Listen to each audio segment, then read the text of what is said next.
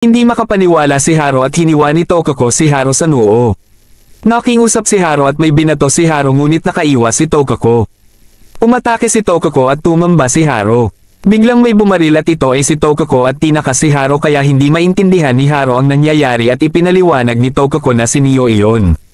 Lalo pang ipinaliwanag ni Tokako na silang mga Azuma ay magaling sa assassination techniques na nakuha sa tunay na laban at ang mga Kuzunohas ay nagdevelop ng Black Hearts at sa madaling salita ay isa itong uri ng hypnosis at minamanipula nila ang kanilang target hanggang sa hindi na nila alam ang totoo hanggang sa mamatay ang target o kaya naman pumatay ng ibang tao.